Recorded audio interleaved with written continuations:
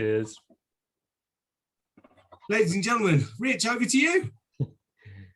Okay, let me share my screen, get rid of all of these weird windows.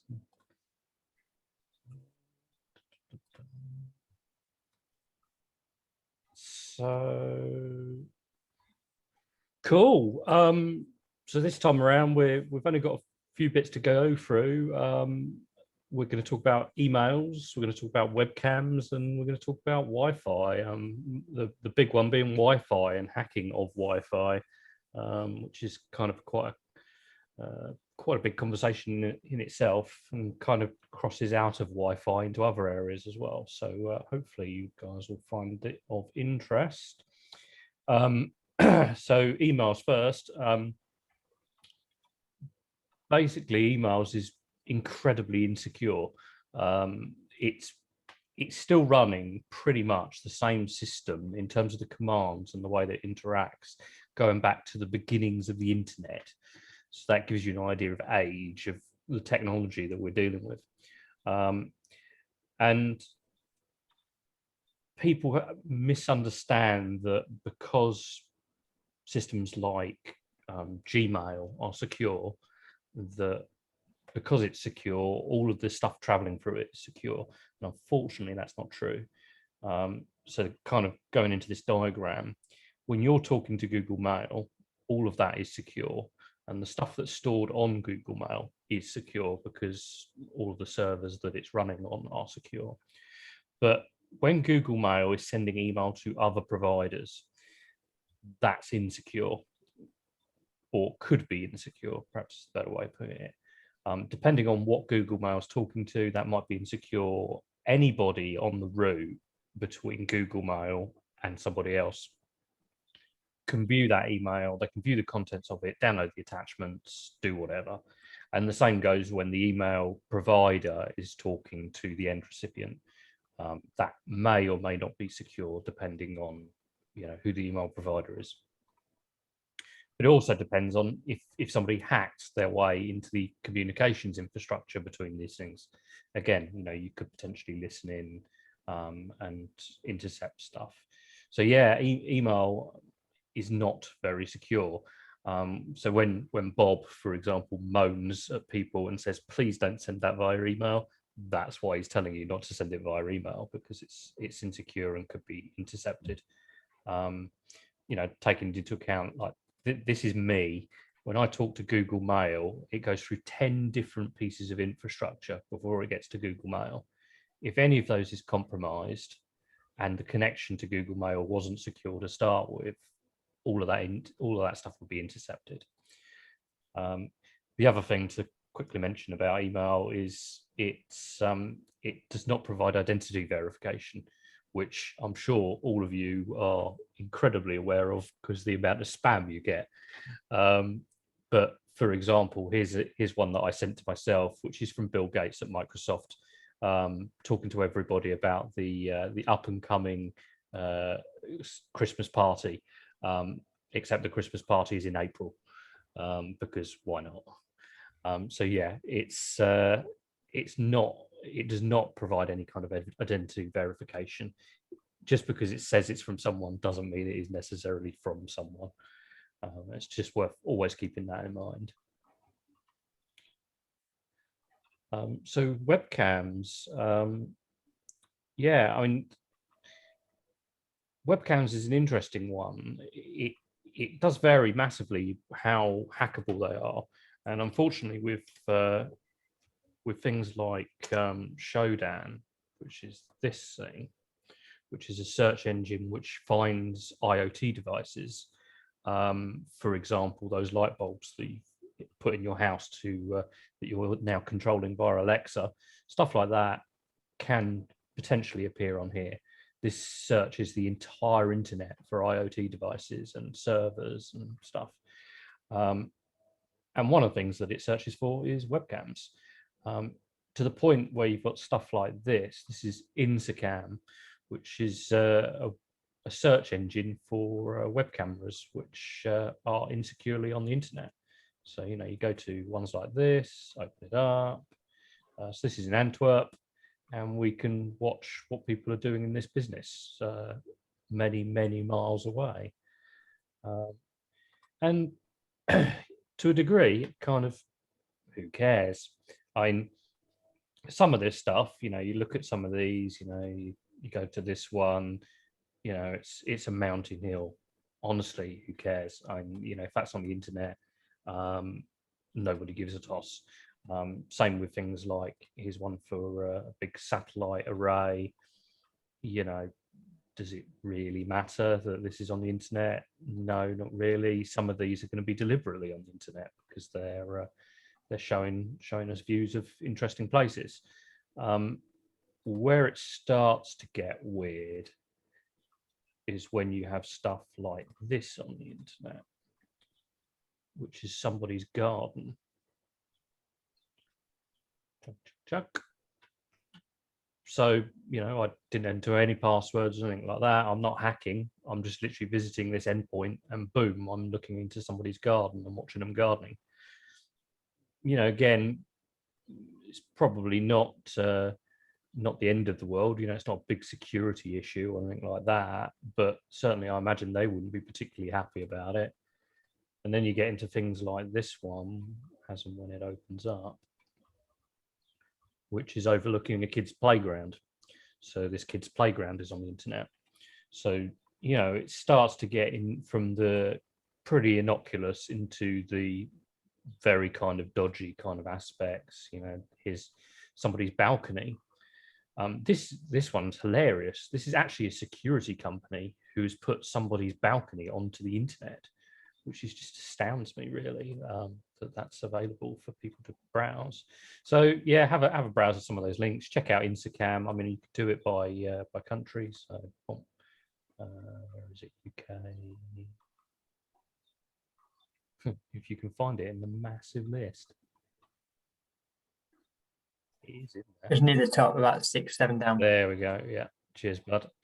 And away you go. So yeah, as I say, webcam's an interesting one that loads of people have put like their driveways and stuff on the internet, which for me is a really interesting one, because one of the most common things, or one of the biggest scams going, is finding a car of a particular type and cloning their number plates. So putting your own driveway on the internet with your car in the driveway with the plates clearly visible seems like a bad move to me. But yeah, just FYI, try it out. It's an interesting thing to look at, if nothing else. So yeah, onto Wi-Fi. So Wi-Fi is one of the most insecure things imaginable.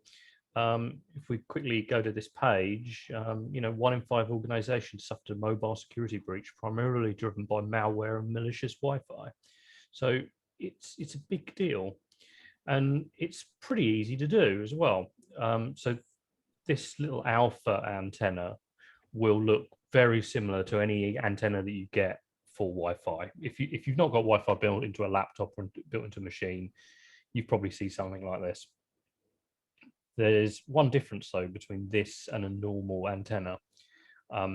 This antenna actually allows you to intercept traffic between 2 Wi-Fi connections.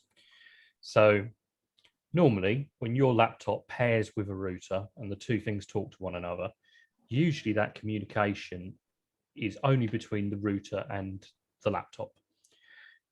With an antenna like this, you can actually intercept the traffic between the two and pull it straight out of the air.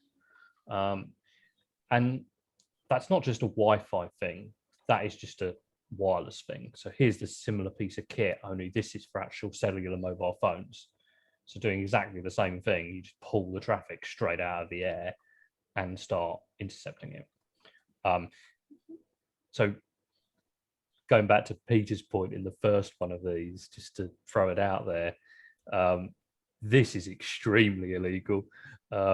Wi-Fi is illegal. This one's even worse. Don't do that. If you're doing Wi-Fi hacking on your own kit, that's kind of fine. There's no reason you can't do that. But doing this kind of cellular level hacking definitely going to get you in trouble. You will get found out and you'll be in big trouble. But anyway, but what you can do is you can attach this to things like a Raspberry Pi. So here's my little Raspberry Pi. It looks massive because it's got a big TFT touchscreen on the back of it. But I mean, it's about the size of a cigarette packet.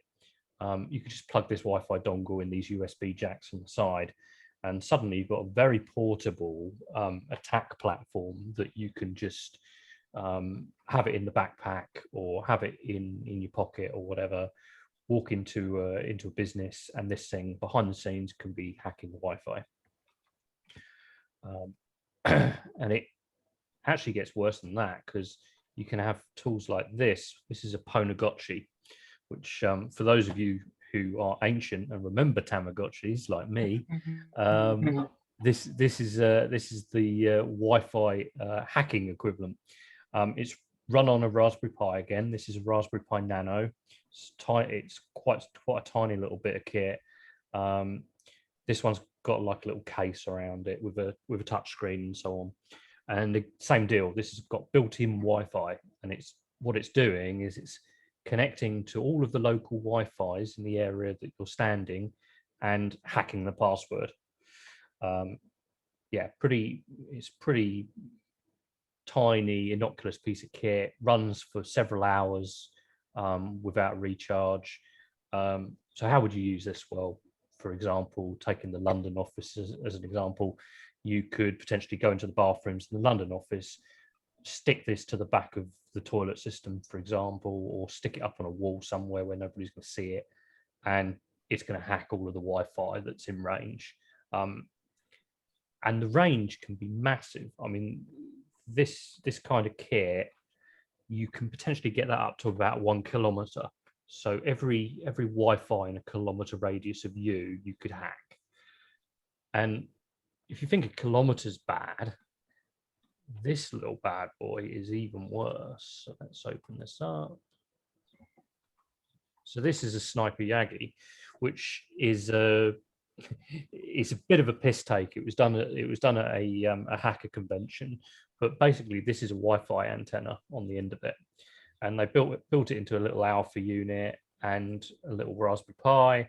This thing has ranges of 10 miles, 15 kilometers. So any Wi-Fi that you want to hack, point this at it, 15 kilometers away, you can hack into that Wi-Fi. So that's the problem, is that if you're running a business and you've got a bloody great building and somebody wants to hack into it, they could point this at the building from 15 kilometers away and start hacking into your Wi-Fi. It's not difficult. And it's not difficult just to walk up to reception with one of these and start listening for Wi-Fi data. So here's the little antenna. Well, I say little, meter long antenna. But again, this stuff is not massive money. I mean, this kind of kit, like the Ponagotchi, what we're talking 50 quid maybe, similar deal for the Sniper. So not difficult stuff to get a hold of. With the Sniper thing at 10 miles, whatever it is, how do they differentiate though? Because if you're in London, for example, there's gonna be so much Wi-Fi within 10 miles. Same way as you normally do on the phone. You'll still have the IDs. You will have the Wi-Fi identifiers. So it'll just imagine it's like you're connecting to a Wi-Fi. It just happens to be that the Wi-Fi is not in the same room as you. It's 15 kilometers away. Yeah, it'd just be a big, massive list, and you've got to know which one to connect to. Exactly. I mean, you hit on a good point, which is obviously you're going to have a degree of interference between all the stuff between you and them, and that kind of stuff. But that's why it's a directional antenna to try and cut that out. You're pointing at a specific building in their terms. Nice. I mean, so yeah, that's that one. So if we just open this up and rewind it, because you don't want to see it from the end, because that would be really unhelpful. So this is a little program called Wi-Fi. It runs on Kali Linux. So this is the same software that I showed you guys before. If we just give this a little run. So it's listening for Wi-Fi in the local area. So this is my home Wi-Fi, and what I'll do is I'm telling it to stop scanning, and I'm now telling it to hack the first one. Now, this isn't in real time because some of these attacks take minutes at a time. So this is a 5-minute attack. So I've shortened it out by cutting a load of this out. If you're wondering how long it took, I mean, just look at the little timers on screen. You can see how long it actually was. So what this is doing is it's going through this Wi-Fi. It's going to start doing various different attacks. So this is a pixie dust attack, an old pin attack, and depending on how ancient your Wi-Fi is, you know, you're going to get either some of these really simple attacks may just work out of the box, and bang, you'll be straight in. No passwords needed, no password hashing or anything like that. These will just let you straight in, but it really does depend. But eventually, what it will come down to is it will start intercepting the packets of your users talking to the Wi-Fi. So where this really comes into its own is in places where there's a lot of foot traffic. So, for example, again, you know, thinking of like the London office, where you've got people coming in and out of the London office all the time, or even Ashford office, they're pairing up and non-pairing up with the Wi-Fi. So as they come and go, this is going to pick up those little packets of information.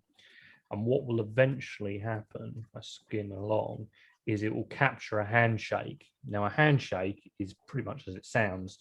It's when your phone or your device talks to the router and goes, "Hi, this is my username and password. Please let me in," and it lets them in.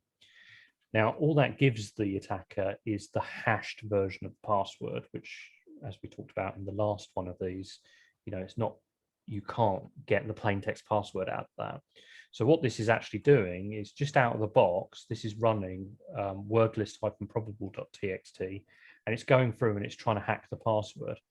So if my router at home was, if it was set up by an idiot, one of these really simple passwords would probably let me straight in. Coming back to your kind of like the tug password that we were talking about, this probably would stand a good chance of hacking its way straight in. So this is, you know, not using any other additional software. This would just give me the password. In this instance, it's not going to, because my password's not that insecure. So it finishes the attack, but I don't know what the password is. So I would then have to go on and, doing the stuff that I showed you last time, I would have to try and hack the password using dictionary attacks, brute force, so on and so forth.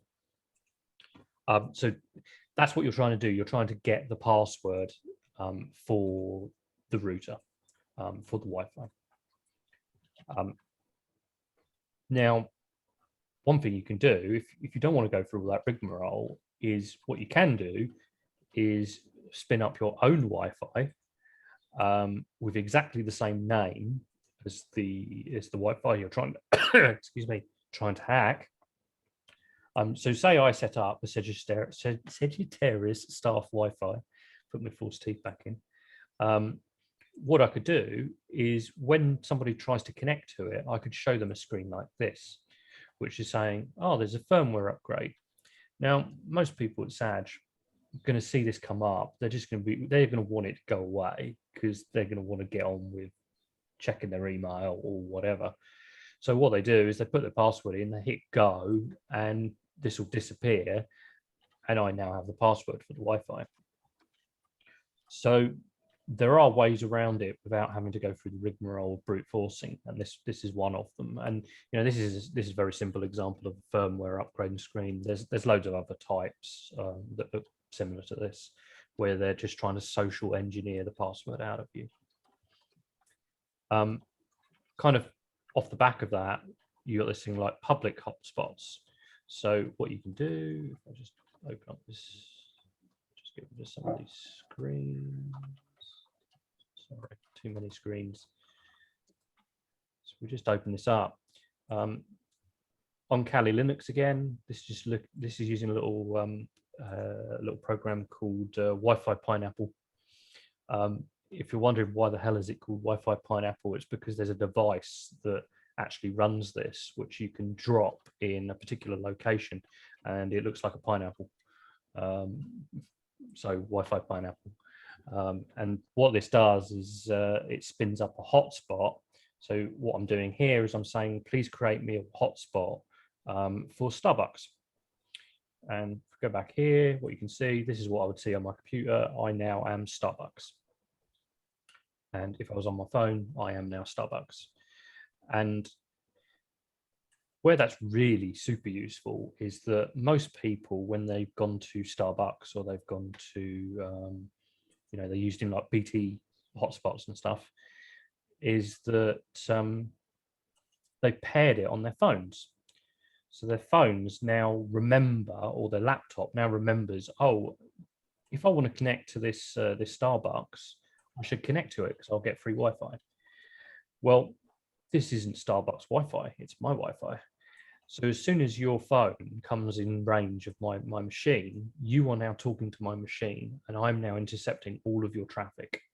So everything that you're doing, every bank account that you're viewing, every email that you're sending, and every other piece of information that you're doing on your computer where you'll think you're using Starbucks Wi-Fi is now going through my computer, and I am reading it and looking for passwords and doing whatever. So this is an example with a single hotspot.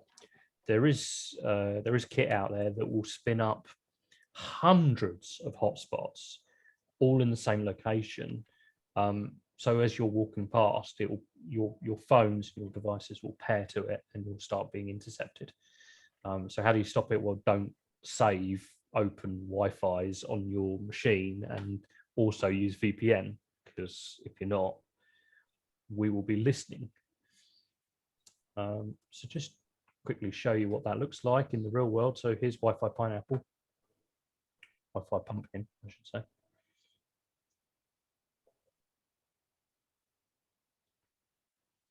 So Sagittarius staff Wi-Fi.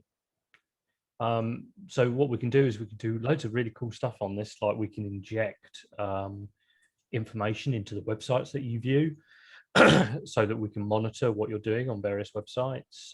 We can do things like downgrade your HTTPS to HTTP so that all of your traffic is then visible.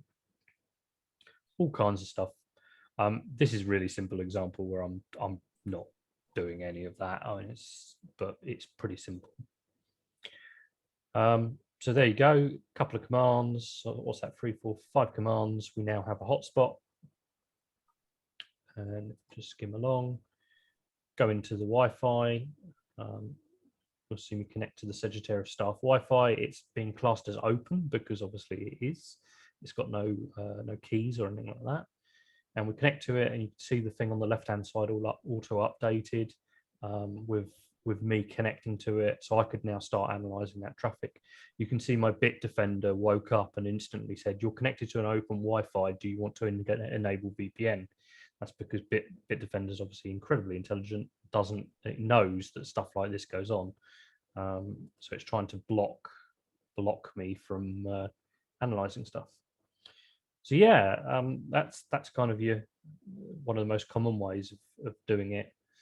And you notice we didn't need the passwords and stuff for your Wi-Fi. We can just spin up our own. Whoa, what was that? Bit of a strange sound. So what do they gain out of it? Well, unsurprisingly, they can do attacks like this. So this is this looks like the eBay login screen. It's not the eBay login screen. It's a login screen generated by this piece of software called BlackEye. And as you can see, BlackEye works with pretty much everything. So if I want an Instagram login screen, I can create an Instagram login screen. So when you're viewing that page and you think, oh, I'm viewing Instagram, I need to log in. No, you're sending me all of your credentials. Thank you very much. So yeah, so when you've got Wi-Fi, it's very simple to kind of inject this kind of stuff en route. So you think you're talking to eBay, you're actually talking to us. You can also intercept traffic. So here's an example. It's somebody subscribing to a register form, and you can see here's all their plain text information. So we can find out, okay, what are you doing? What's your email address? What password are you using for that service? So on and so forth. And as I mentioned, this only works if it's on HTTP. But one of the things we can do is, if you're on HTTPS, is force you onto HTTP behind the scenes.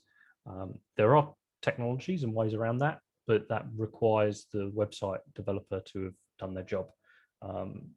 So, of the huge number of websites that you visit, how many of them do you think do their job? Probably not many. So yeah, and here's another little example. This looks like the Apple website, apple.com. Apple homepage, 2 products. If you browse over this and look in the bottom left-hand corner, which you can't see, I don't think. There we go. You can see that it's all on www.apple.com. All looks pretty normal. If you go to the SSL, you can see the connection is secure. Just going to www.apple.com.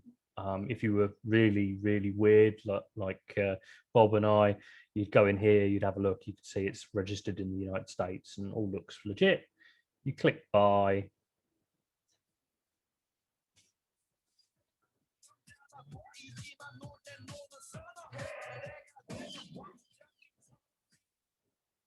Voila. Suddenly I have all of your bank monies.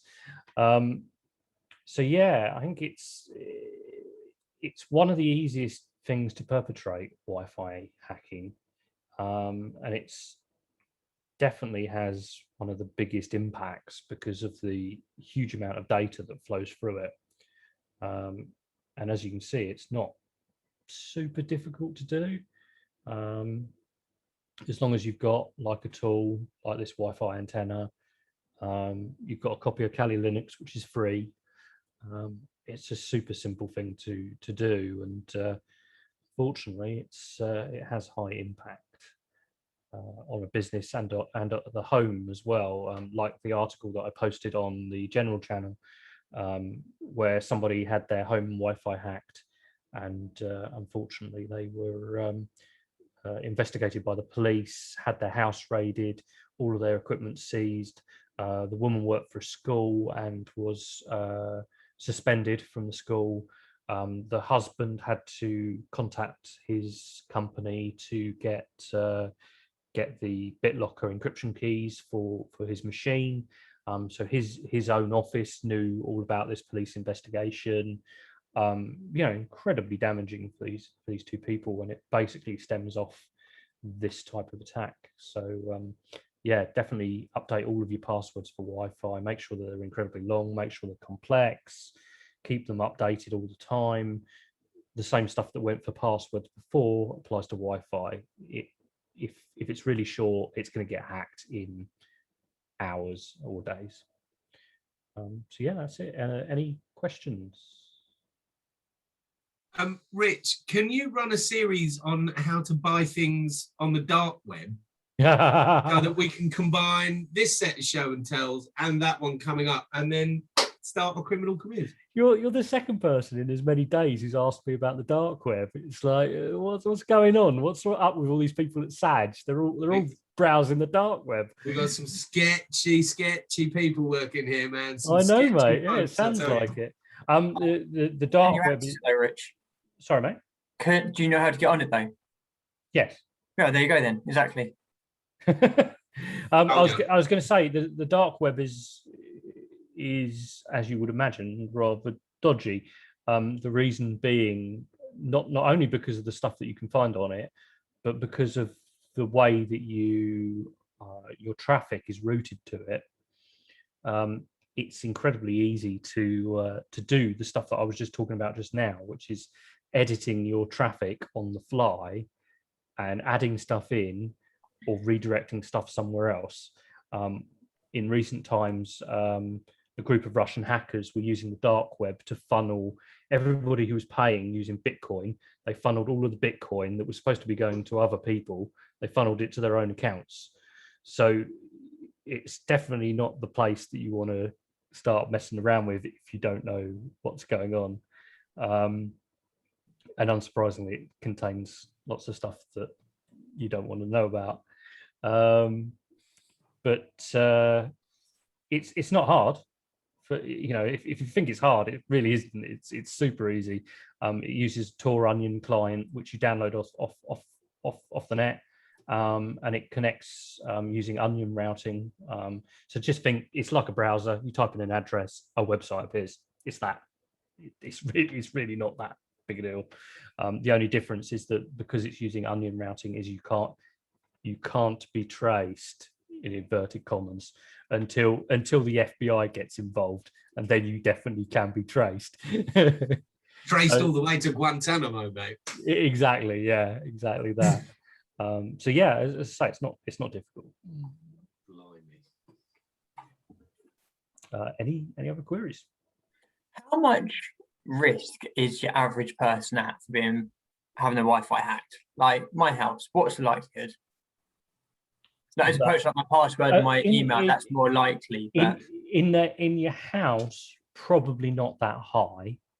Like the description of that people that were on that I posted on the general channel, that for me seems pretty unusual. And you can pretty much guarantee that whoever was hacking their Wi-Fi is in that street. I mean, it's pretty much a guarantee that whoever that paedophile was, he's nearby. But yeah, I mean, I think it's more the most likely one that you're going to come across is this type of thing with the fake Wi-Fi hotspots. Yeah, that is extremely common in London. I mean, like incredibly common. People make a lot of money out of doing this. So yeah, if you're in a Starbucks and stuff like that, a friend of mine saw somebody actually running a hotspot in Starbucks. So, and obviously we're perhaps a bit more techno savvy, so we keep an eye out for these things. But he wasn't even being surreptitious about it. He was sat in the middle of Starbucks, so we were looking at his screen, going, yes, we know what you're doing. So I think that's probably more common than anything. So at home, probably not, but update your password. Why not? oh yeah, no, it is. It's wondering. But yeah, I think the public hotspot would be my bigger concern for Sag and probably for normal people as well. Normal people. Yeah, sorry, I forgot who I was talking to. What a Love fool. it. Love it. No, mate, you're spot on. That's the thing. Beautiful. Beautiful. Right, ladies and gents, that's more than half an hour gone. We should wrap this up. Yeah, Richard, thank you for continuing my series of sleepless nights, mate. I really appreciate it. You're very welcome, mate. And we'll be in touch to sort out our imminent internet crime syndicate. Yeah. You can be the brains and I'll be the face. How's that? Sounds like a plan, mate. Let's do it. I love it. Thank you, buddy. Cheers, guys. Cheers. Thanks, Rich.